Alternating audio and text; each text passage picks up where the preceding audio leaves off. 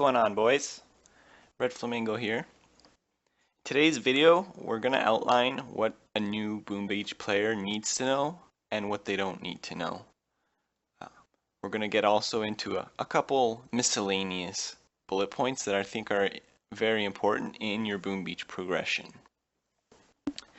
In light of the new Clash of Clans update, I've noticed that there's a lot of discontent towards it, and I thought this would be a good time to make a video, for those new people who are maybe trying out Boom Beach for the first time, who may have came over from Clash of Clans or just the new Boom Beacher in general.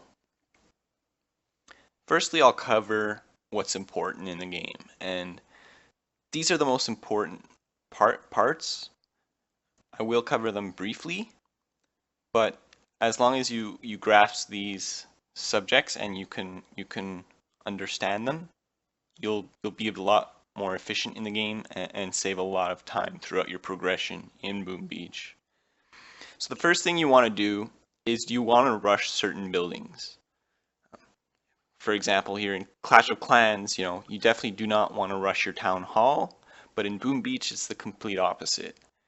You are going to progress a lot faster if you get the right upgrades going to help you more throughout, your upgrading of your base.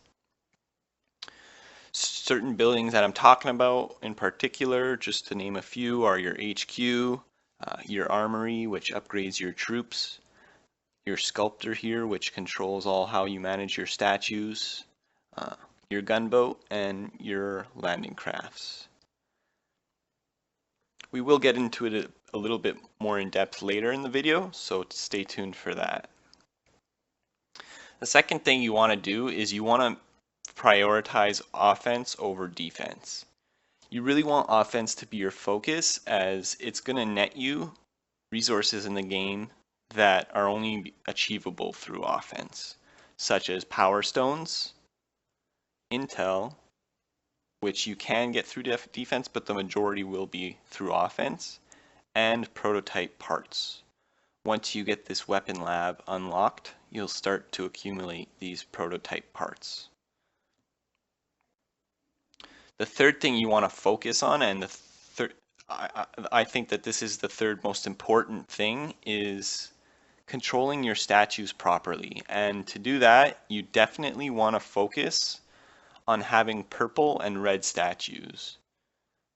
We'll get into this more in depth later on in the video as well, but for the most part, these two colors are pretty much the only thing you want on your base, ever. For the majority of players, that is, and we will get into it more in depth a little bit later on. The fourth most important thing is activity. And if you're playing this game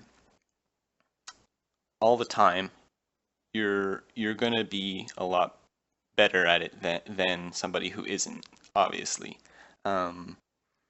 Which is a good thing, because this game rewards you for your activity and the dedicated, hardworking Boom Beacher. It's not a pay-to-win game, so you'll notice that as you do play the game more, that you will be rewarded for it. Mostly, by getting certain resources that you can only get through activity. The fifth most important thing is having a smart base layout. Now, it's lower on my list in terms of importance, just because you'll notice I will go over that defending your base really is a waste of time in Boom Beach, and that is primarily because you'll be focusing on offense. It might not be the most fun, but that's just the way it is, and the people that can come to realize this early on can really become one of the best progressors in the game. But having a smart base layout is also kind of important, as it will get you more intel, which is these blue numbers here in the task force, as well as diamonds to help you upgrade and the likes. So to have a smart base layout, you definitely do want to have your HQ in smarter areas on the base, let's say next to a wall, or this wall here. I have mine in my corner because I am a high level and I have cleared all the trees on my map. As well as you do want to integrate, useless buildings with your defenses here, just because they act as a meat shield for oncoming troops and do delay enemy troops from getting through your base. It just acts as a slow down kind of thing. As you do want to protect your HQ, it is the most important building on your base, so just little tips to protect it better. The sixth thing you want to do is to raid right before upgrades. So people will refer to it often as clearing your map. And to clear your map, you're going to open your map, and usually you'll have a lot of player bases waiting to be raided. So you'll definitely want to clear those out while staying online right before an upgrade.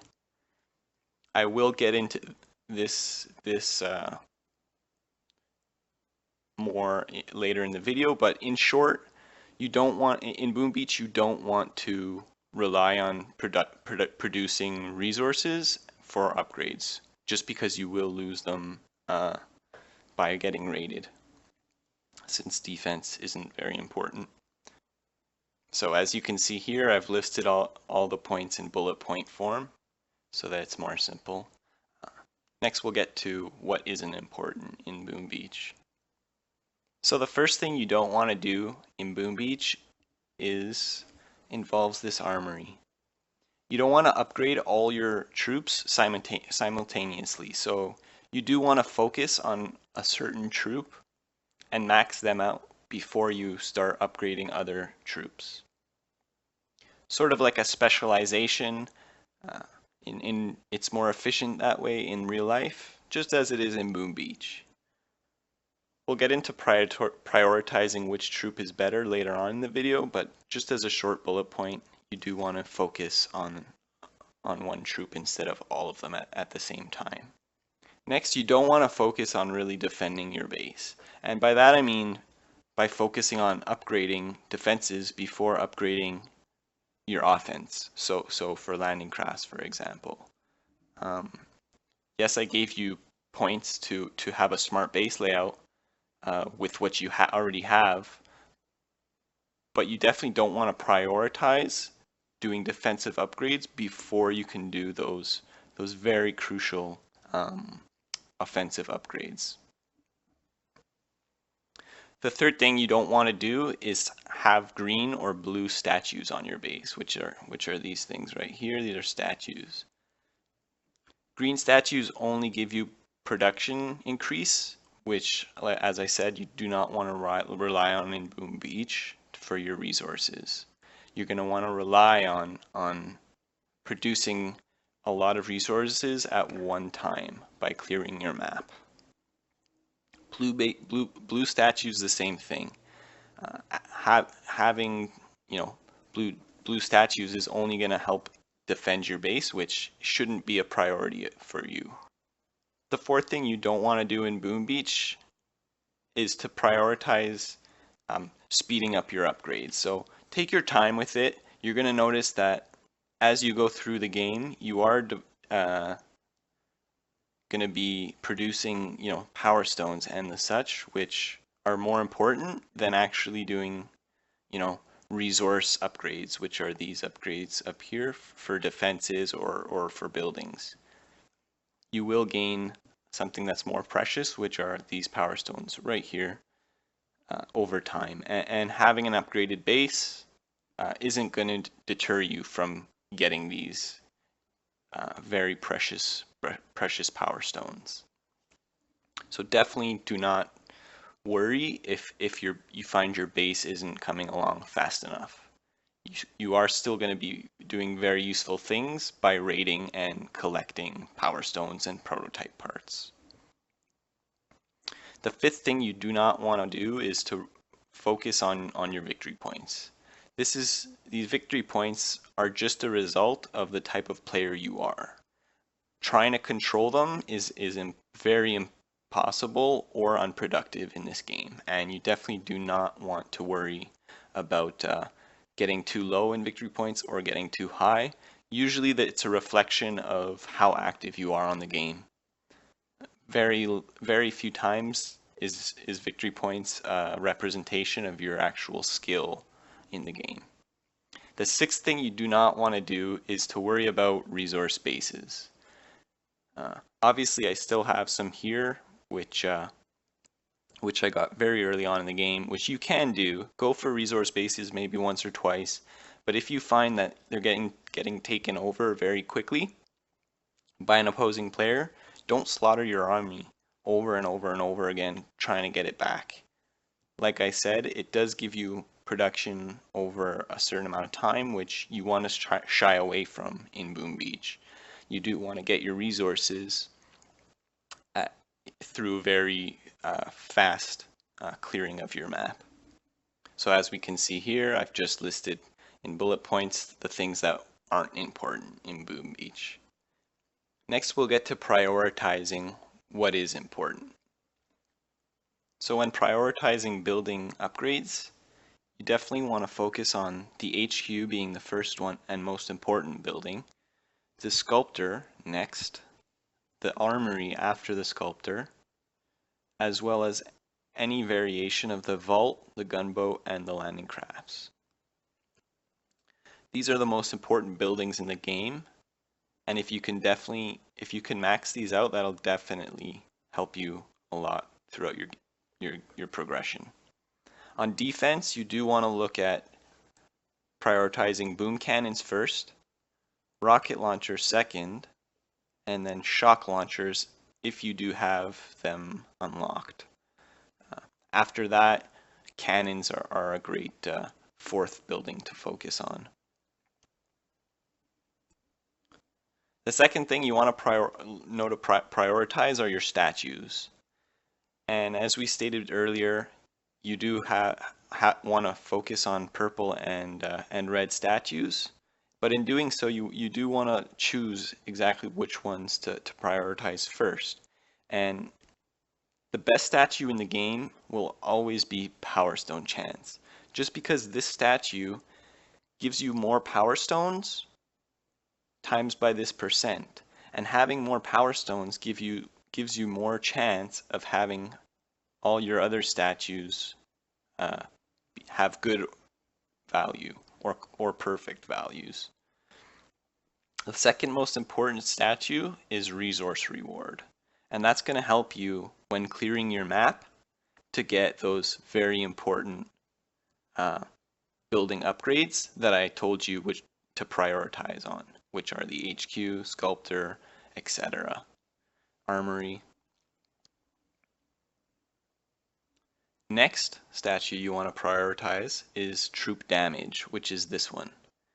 And as we stated earlier, you do want to focus on offense over defense, and this will definitely help you focus on your offense. This is the third best statue in the game for progressing through. Next, you want to focus on getting a troop health statue. Obviously, I have only masterpieces as they're the statues in the game, but as you're starting out, obviously a lower value will do.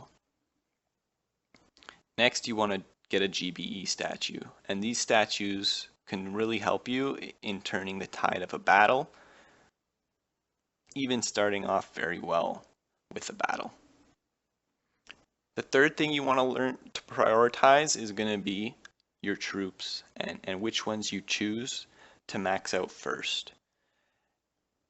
Now, it doesn't really matter which troops you plan on and focus on using in your personal play, so when clearing your map and clearing non-player character bases or other player bases, but you do want to keep in mind for your task forces that you join in the future. Task force very good troops in task forces are heavy Zuka combination, which are these two troops, or warriors. These three troops are probably the majority of operation attacks. And definitely most task forces require you to have either these two together or warriors. So as we can see here, I've added what to prioritize in quite concise bullet points. Next, we're going to go on to just some random miscellaneous tips that I have that can really help you in your Boom Beach playtime. We're just moving into the game here, and as you see, I'm not protected by anything right now. There is no shield, so the thing that they allow you to have is 4 hours of protected online time. So you get 4 hours throughout the day where if you're online, people can attack you. I've had my 4 hours already, so as you can see, it's just a countdown timer telling me when I'll get the next 4 hours. Next, just something to keep in mind, if you ever plan on pushing for the top leaderboards, you will have at certain HQs, you'll have Hammerman HQs that will spawn on your map. You do not want to take these Hammerman HQs out. They do award 5 victory points each time you take a base out, and if you do push for the leaderboards in the future, you're definitely going to want to have those easy bases on your map and be able to take them out when you're ready to be able to shoot up quickly in victory points. Just an easy way of getting victory points once you're like competing with the top people for victory points. Obviously, this is only if you do plan on wanting to be one of the top players in the world. The third random tip I'll give you is when you look on the leaderboards here, don't copy the top players.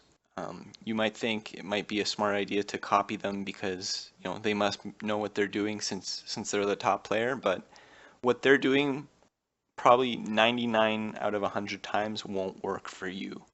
And it won't work for you because they've planned and played their game in a different way and in the correct way for so long that allows them to do it this way. So whether that be base layout or statue composition, definitely never rely on looking at the top players for advice, as what they're doing is probably the complete opposite of what you want to do throughout your progression in Boom Beach.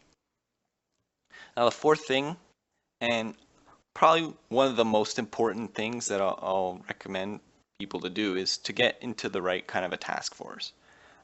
Throughout my gaming career, honestly, the thing I remember most and the thing I appreciated the most was the relationships I made and the friends that I made in the games. And finding the right task force where you feel happy and you feel safe and you feel like you can really rely on having some friends there to go through the journey with is definitely probably the most important thing in terms of comparing it to other tips that I've given you.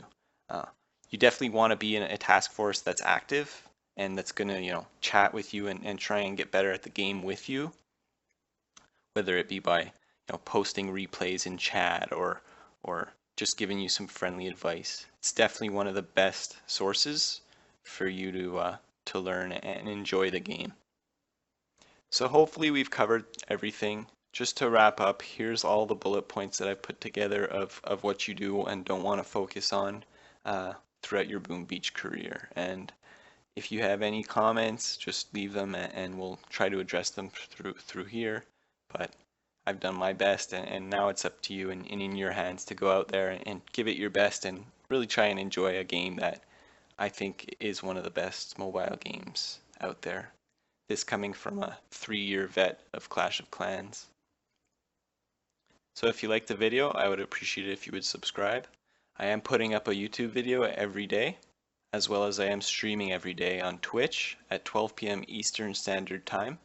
You could find a link in the description of this video. Until tomorrow, have a nice day. Bye.